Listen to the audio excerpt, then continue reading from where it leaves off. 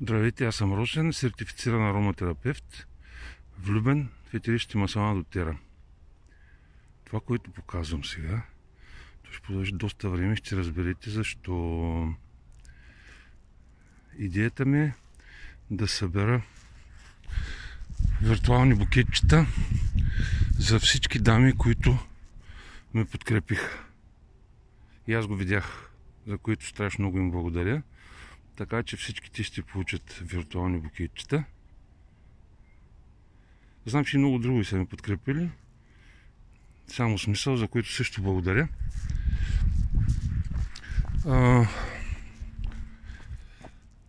Много ме трогнаха думи, не помня точно коя дама беше, това няма и значение, че е било неочаквано за нея мъж да навлиза толкова дълбоко в проблемите на жената в периода на менопауза. Да, и на мен ще да ми е странно преди година и нещо, но така или иначе, когато се наложи да променя моя начин на хранене, препоръчен, разбира се, това съм го говорил вече за ниско въглехидратния режим. Разбира се, беше с помощта на групата високомазнинно ниско въглехидратно хранене, пътя към щастието, където много ми помогнаха.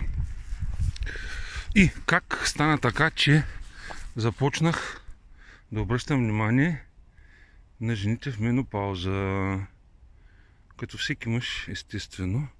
В началото при мен нещата тръгнаха бързо, защото това беше моят режим на хранене, лесно. За мен поне. Махам всякакви въглехидрати, махам брашно, махам боб, остават зеленчуци, месо, риба, гъби, яйца. И така. И постигнах много бързи резултати. И реших да ги покажа. Така просто, за да подкрепят другите в групата.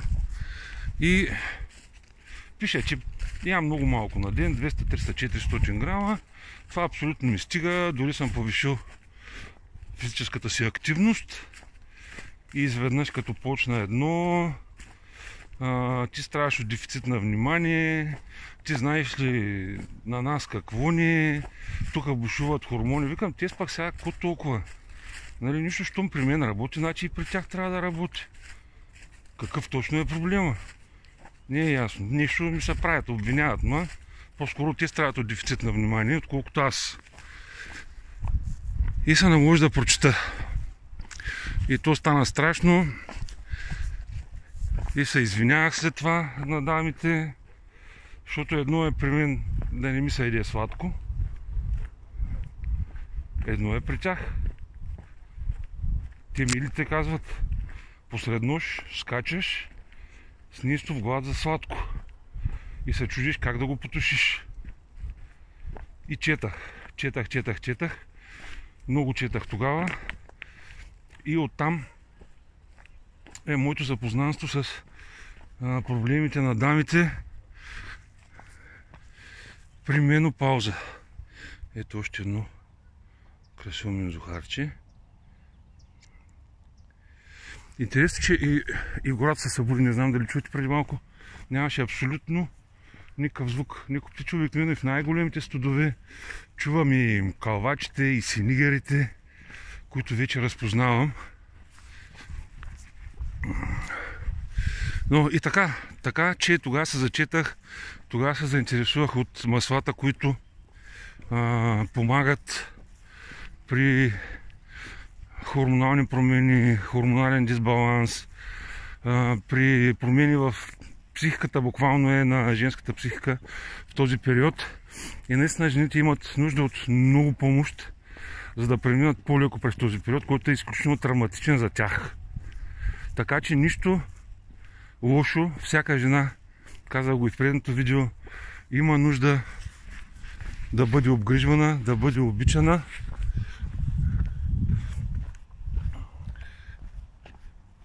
И един ароматен масаж няма да е никак излишен.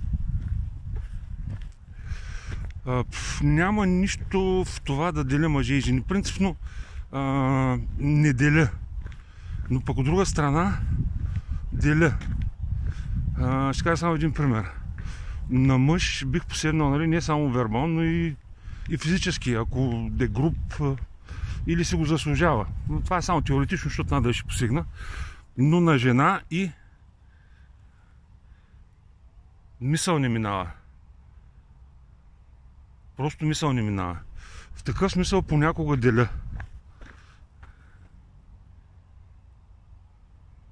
Делей също за това, за което говорих преди малко. Жените днес не имат нужда от повече внимание. Ко толкова не струва да им го обърнем? Искат да бъдат обгрижени, още няколко мезухарчета, да им поговорим, да бъдем мили с тях, един ароматен масаж. Какво толкова? Няма проблем. И всъщност аз деля и част от етеричните масла. Поне за мен, не знам дали някой ще ми подкрепи, част от етеричните масла аз си ги наричам чисто женски. Не, че не влияят на мъжете, влияят, но според мен те са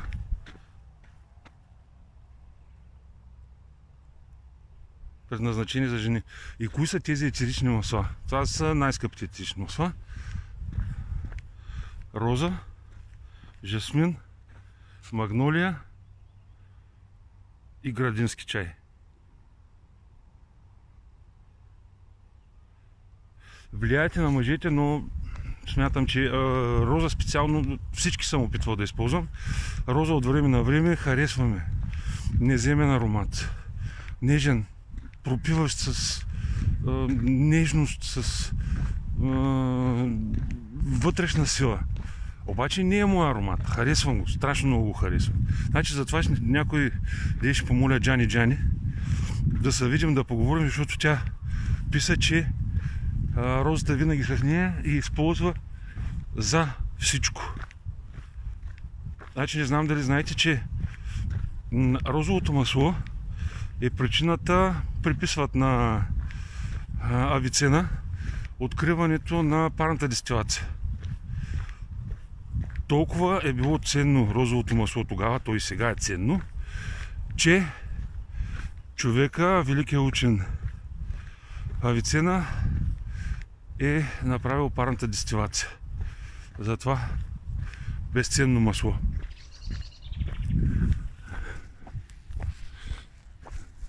Жасмин, пак. А защо женските масла са от най-скъпите масла? Жасмина и той.